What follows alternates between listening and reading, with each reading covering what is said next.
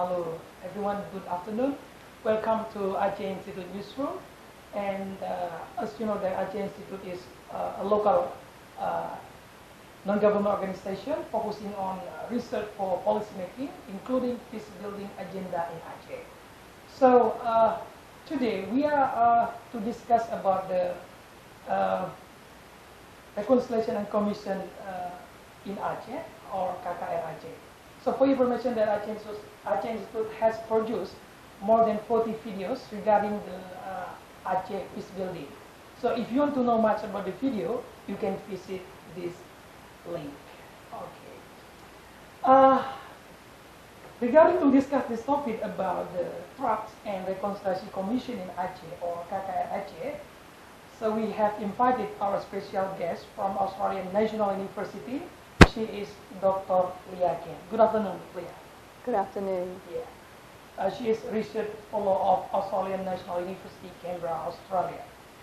So we will try to get information from her regarding the existence of the reconciliation, the Truth and Reconciliation Commission in Aceh. So the topic will focus on the existence of the Truth and Reconciliation Commission in Aceh. So before we discuss more technical aspect of the TRC, or KKR Aceh, first of all, let's ask you the question. What is your opinion regarding the presence of TRC in Aceh? I believe you update with the political issue in Aceh. So what is your opinion regarding My opinion regarding? Yeah. Okay, I am still quite new to Aceh, so I am learning a lot from friends like you and in the NGO community. And most of my research, as you know, has been in Timor-Leste, so that is really my expertise. But I think, yeah, for me, KKR Aceh, I think it's an important start. It's an important start in the process of truth and reconciliation.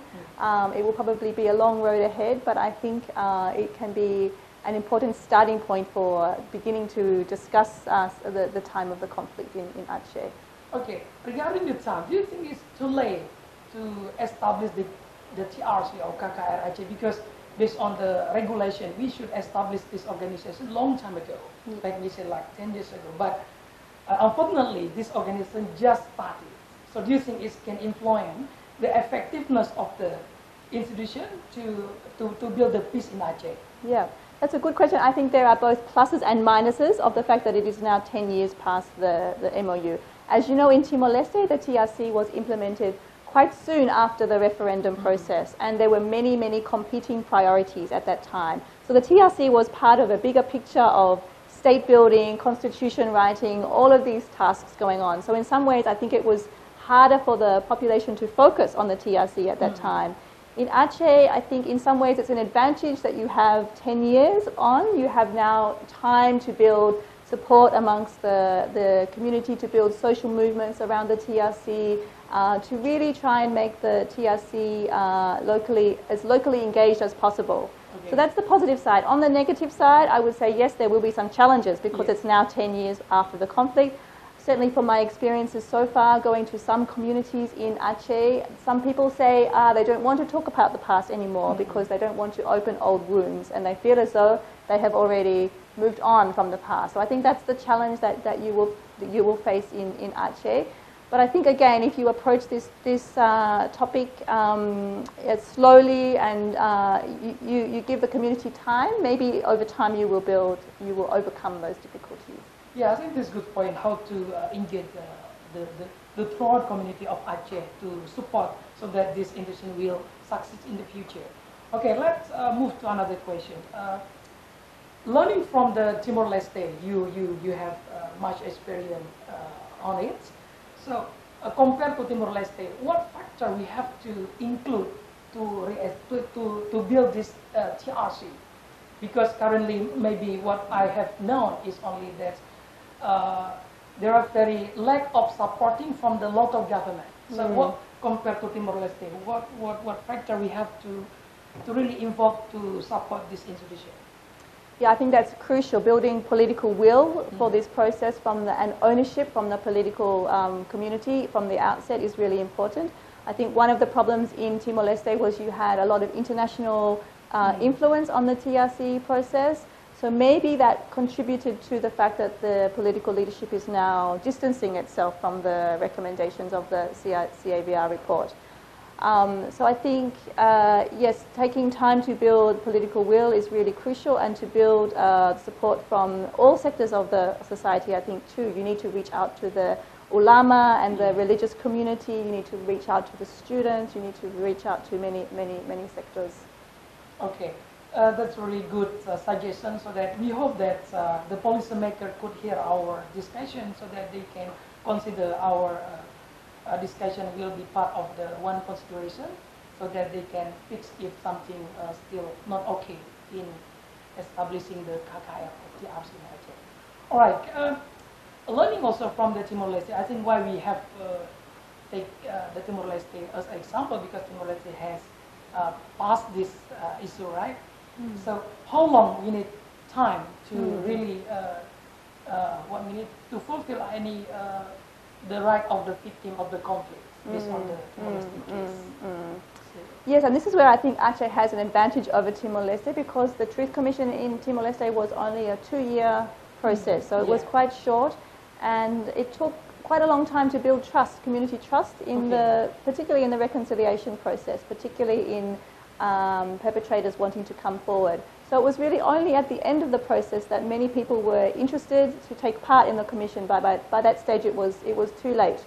So I think one advantage Aceh has is that you have an ongoing, you have an open-ended mandate for the KKR. You're not limited by a short time frame. So I think that's going to be an advantage in the future. Of course, one of the problems Timor-Leste is going to face is that your commission is a provincial level commission. Probably you're going to ask that question next, I guess. Yes, because Timor-Leste is like a state level, and Aceh is provincial level. Yes. So it's automatically very hard to, let me say, to get supporting from other states. Yes. And actually, this is a very unusual model for truth commissions. Usually they are national, state level commissions. So this model is actually quite unusual. So it will be interesting to see how it happens. How it unfolds over time, and obviously this will limit the mandate, and will probably limit the extent to which the TNI and others will be involved in the commission. So yeah, I think there will be some challenges obviously ahead for the KKR because of that. But as one NGO representative I met said to me recently, yes, we understand all this, but it's still better to have something rather than nothing. If we keep waiting for the National Commission, maybe we'll be waiting for 100 years. So at least maybe this is the start of a process. But I would suggest, perhaps you don't expect too much from this commission, but you see it as part of a long-term process that is going to take many years. Yeah, it is like a good starting point. A starting point, yeah. All right, I agree with you. And you just mentioned actually, because we have a different level of this institution. This one is provincial level, Timor-Leste is like a state level. And you just mentioned that this is something unusual. So, do you know how to solve the problem? Because, like you say, we will have like the authority and the mandate to open the relationship with others, to get the supporting, to be to invite in Aceh. You have maybe what the idea to solve the problem? Yeah, that's going to be. I don't really know if I have an answer to that, but I think probably you have to engage in ongoing lobbying on this issue to maintain the political support locally for it, and maybe you still want to keep the idea of a national commission alive as well for down the track. So yeah, I don't necessarily have a quick solution on that one, but yeah, probably the national commission we still we don't have it now. Yeah, I know. The legislative is still processing that. Yes. And we expect that the law will come soon, but I don't know when. Yes. Do you think this? Let me connect to the national political issue. Do you think because of this is related to Aceh, then the government tried to block by not making the law? Because in the law, in the Aceh law said that Aceh, KKR Aceh or TRC Aceh is related to the national TRC. This is like a political strategy played by the central government. To block the this provincial commission, or Yeah. you think that they might block this commission? Yes. Quite possibly. Yeah, I think this is something that you will need to be very careful about in the future to see. Yeah, and also I guess there's potential for intimidation as well from the TNI. So I think it's something that you will need to monitor very, very carefully. Exactly. We will, because we will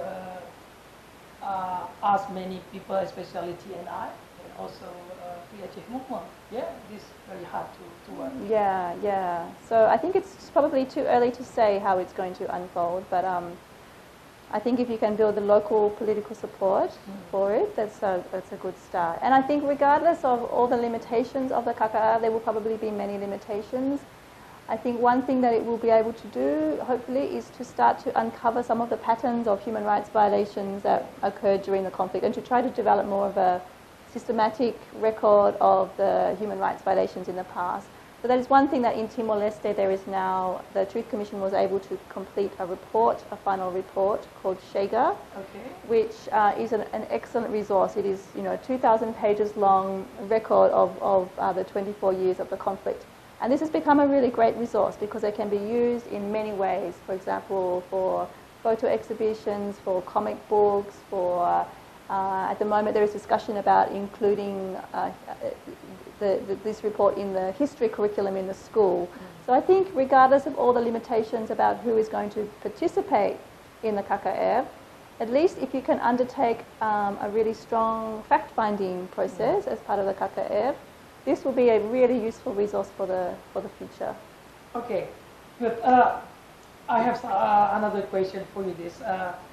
Let me say, the differences between Timor-Leste and Aceh, how do you see ex-combatant and civil society argue regarding the TRC? Sorry, could you repeat that? What is the opinion between ex-combatant and civil society regarding the presence of the TRC in Timor-Leste? In Timor-Leste? Yeah. Okay. What is their opinion? Their opinion? Okay, of the TRC. Well, the TRC was mostly focused on victims' experiences, so on civilians' experiences, so it didn't really cover the experiences of the former combatants so much. So I guess one issue you have now is that the focus of the government is much more on supporting the former combatants than on the civilian victims. Okay, how far they support? For example, does the government give something like economic supporting or political supporting by providing like special seat in the parliament for them, for example? Yes, they don't have reserves, they don't have special seats, but certainly many of them receive pensions, veterans' pensions. So that is the way in which the issue of the former combatants has been resolved. But as in many contexts, there has been really a lack of coordination between the transitional justice process and the process of demobilization of combatants. So really you had these processes happening very separately from one another, and this is often a problem in post-conflict contexts. So you have had the Truth Commission running, and now you have a process to support veterans.